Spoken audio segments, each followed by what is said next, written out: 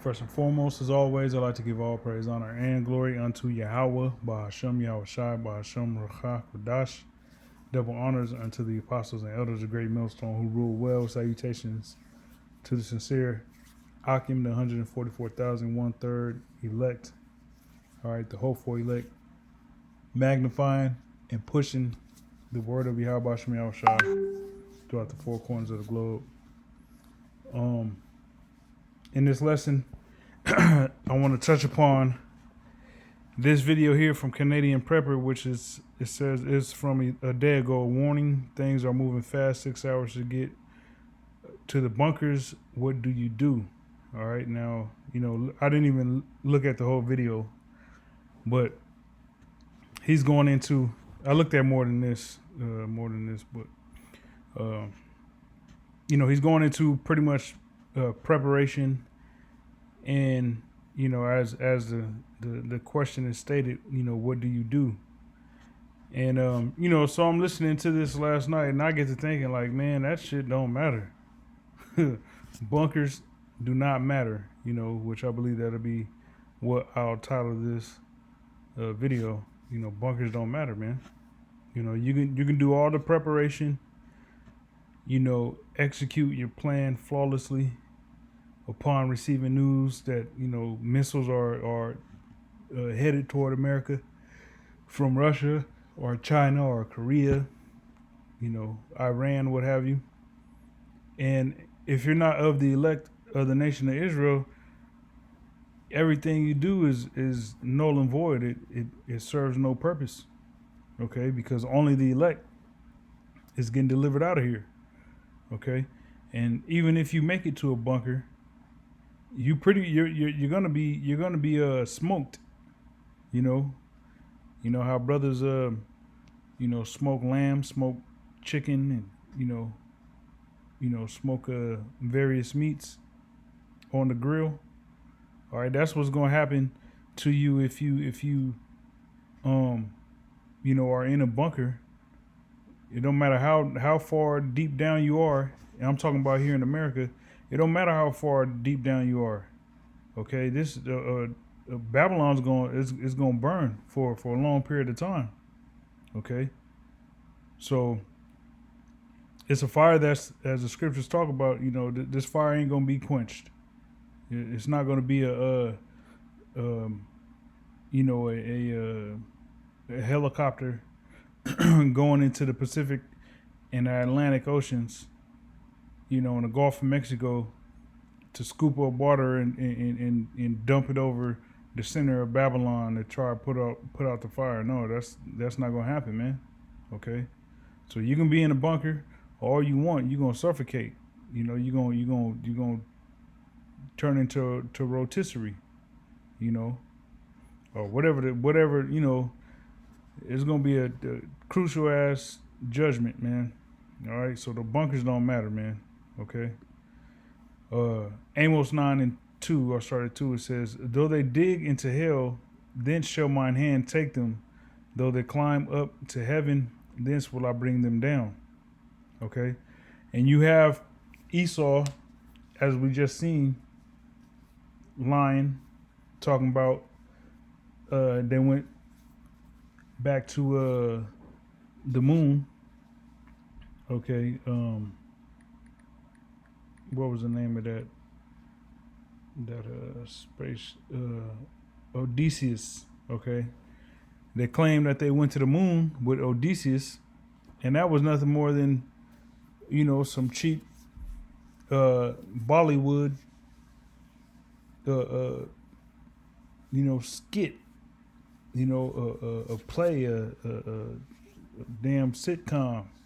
Okay, them claiming that they went to the moon. All right, this year, just what was it, last week? Okay, and we know that was all fake. It was all scripted. And that's Esau, trying to pretty much hold on to his position of the great white hype. But it's all a lie. Okay, and that's being known in the world, man. That's being known.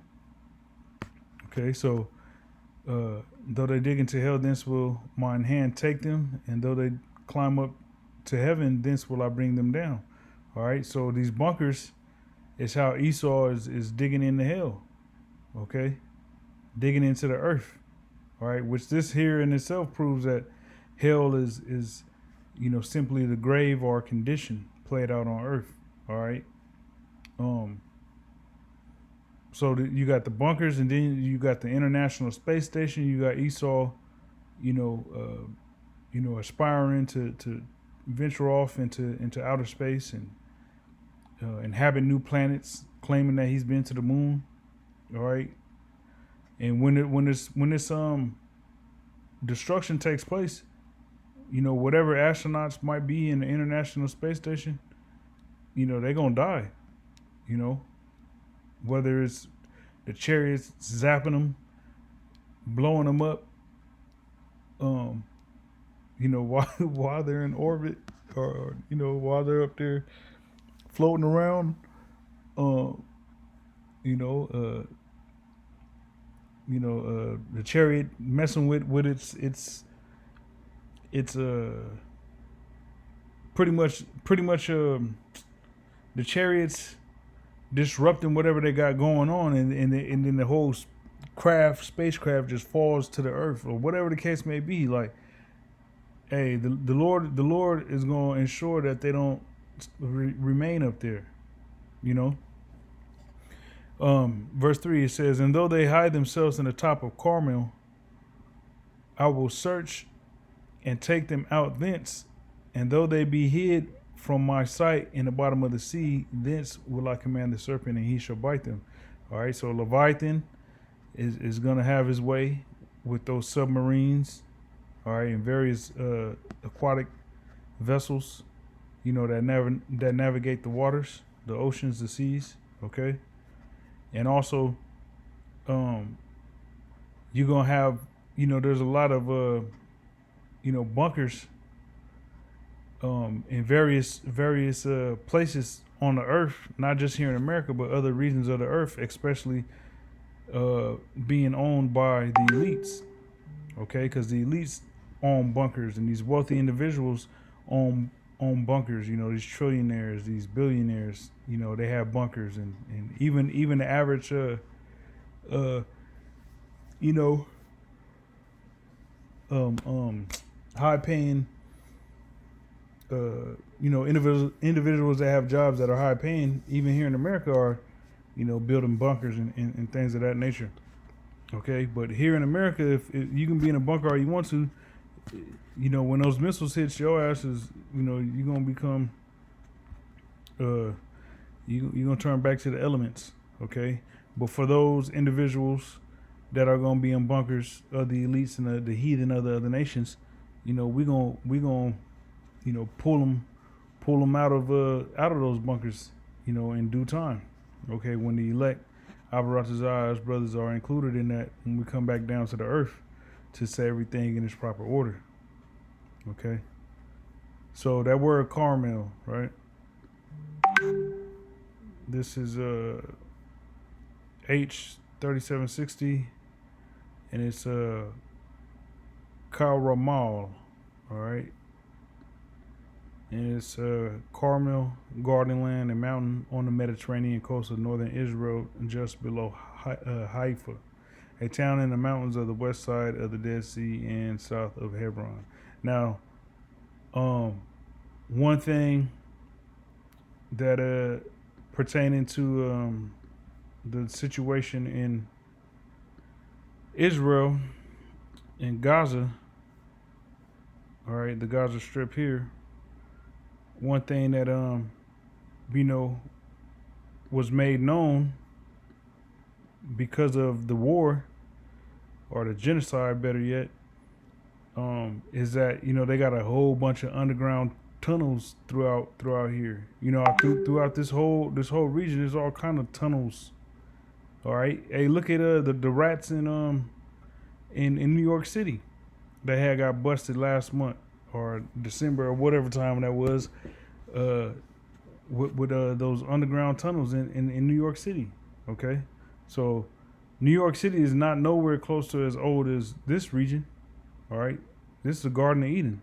All right, this is the Garden of Eastward in Eden, should I say? All right, so you know that there's all kind of bunkers all throughout here, throughout this land. Okay, and guess what? This place, the land of Israel, according to prophecy, is going to be hit with missiles too. All right, but the point being, Mount Carmel is up here in this region right here. All right, pretty much the northwestern part of the land of Israel. All right. So this was talking about ancient times. All right. The Most High's judgment unavoidable, but we apply this to Esau today. Okay. This is Isaiah 13 and 19. It says, "In Babylon, the glory of kingdoms, the beauty of the Chaldees' excellency, shall be as when the Most High overthrew Sodom and Gomorrah. It shall never be inhabited." All right, because Sodom and Gomorrah is not inhabited until this day. All right, when you go over there, I believe they've done studies, and it shows the terrain shows that sulfur residue, which means that there was a extreme burning on that land. Okay, so in that place it's a desert to this day. All right, so what do you think America is going to be? It's going to be, turned into a desert, just like ancient Sodom and Gomorrah. All right, it says it shall never be inhabited. Neither shall it be dwelt in from generation to generation. Neither shall the Arabian pitch tent there. Neither shall the shepherds make their fold there. Okay, because you got individuals or certain nations that come from heathens, should I say, that come from, Arabia, the Middle East, all over, and actually come to America and pitch tent here. They set up shop, a 7-Eleven, a corner store, all right, a damn Chinese restaurant, a halal Mediterranean restaurant, or a Arab food restaurant, East Indian restaurant. They come here and they set up shop. But as the scripture says that, they're not going to be able to do that in the time to come when America is destroyed. It says, "Neither shall the shepherd make their fold there." All right. It says, "But wild beasts of the desert shall lie there, and their houses shall be full of doleful creatures, and owls shall dwell there, and satyrs shall dance there." So all the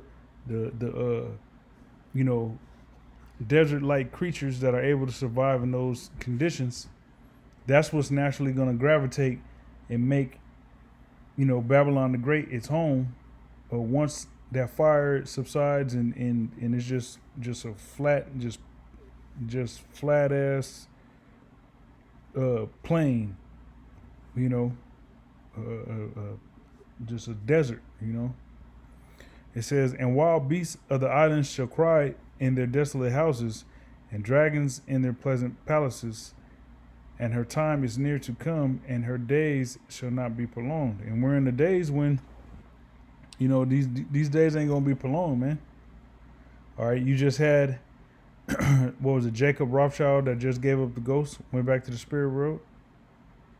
That's a clear sign that, the end of the road is present and right around the corner for the so-called white race. All right, the Edomites, according to the Bible. All right, their kingdom is at the end of the road. Okay.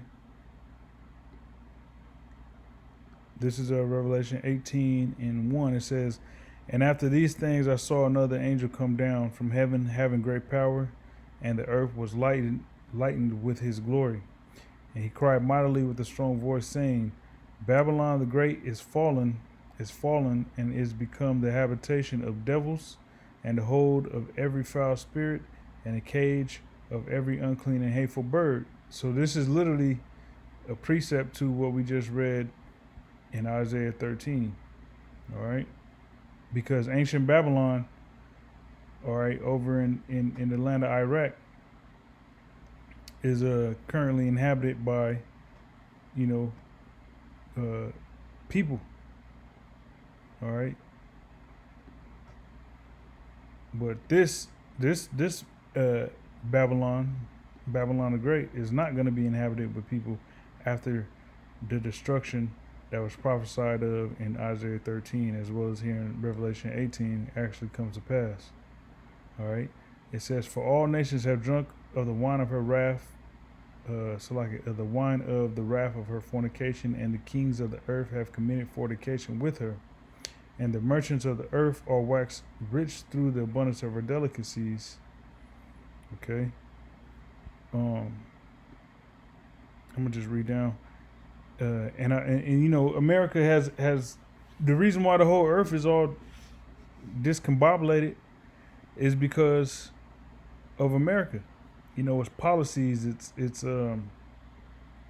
you know, the trade that it was able to accomplish through maritime, all right, through the sea, all right, that you know, it you know, opened up a can of worms, and you know, for the world, man, it exposed the world to, you know, that wine that America was pitching out there. Okay, and the nations actually drunk it, and you know, now they're waking up from that hangover and pissed off about it. Okay, which is why you got World War III brewing up hot and heavy. All right, verse 4 says, "And I heard another voice from heaven saying, Come out of her, my people, that ye be not partakers of her sins, and that ye receive not of her plagues." All right, so Babylon the Great, the elect, is going to be delivered and drawn out of Babylon the Great to not have to partake in the plagues, and the ultimate plague being that thermonuclear fire. Okay, because you have to be delivered from here, withdrawn from Babylon the Great, delivered, beamed up, you know, into Yahushua's chariot in order to not have to partake in that nuclear fire that's going to sweep across America, like the scriptures say, the besom of destruction, that's going to result in this place becoming the biggest desert on the planet Earth. Okay? It says, "For her sins have reached unto heaven, and the Most High hath remembered her iniquities. Reward her even as she rewarded you, and double unto her according to her works, in the cup which she hath filled to her double." Okay? How much she hath glorified herself and lived deliciously, so much torment and sorrow give her. For she saith in her heart, I sit a queen, and am no widow, and shall see no sorrow. And when you think about it, you know, the mentality of these women in America, that's the same mentality these women have, man. You know, Babylon the Great's mentality, it has been put on these women to where, you know, women think that, you know, they're queens, and no harm and nothing bad is gonna happen to them, and their shit don't stink, and you gotta kiss their ass and all that. You know, that's how America, you know, ruled the planet. You know, when they had the ball in their court, so to say. All right. But these other nations is gonna shoot off those missiles and reward America, Babylon the Great, double. Okay, double. Verse 8. Therefore shall her plagues come in one day, death and mourning and famine, and she shall be utterly burned with fire, for strong is the Lord power who judgeth her. Okay, so this place is going to be destroyed and burned with fire. Babylon the Great, that is. In which having a bunker will not make any difference whatsoever. You know, now this dude's up in Canada, so he might be spared from that thermonuclear fire. Maybe it might not reach, you know, a certain part of Canada. But I mean, there's literally, you know, you got to think that the Canada shares a northern border with America, so that nuclear fire, is going to reach to some portion of Canada, you know, but uh, uh, probably, well, we know not far up north Canada, but the southern regions of Canada most likely is going to be hit with that fire as well. All right, just because it's the close proximity that it shares with America. But bunkers don't matter. You know, the spirit and power of Yahweh Shem Yahushai, all right, and his deliverance, that's what matters. The elect matter. All right. So Lord willing, that was edifying. Until next time, Shalom.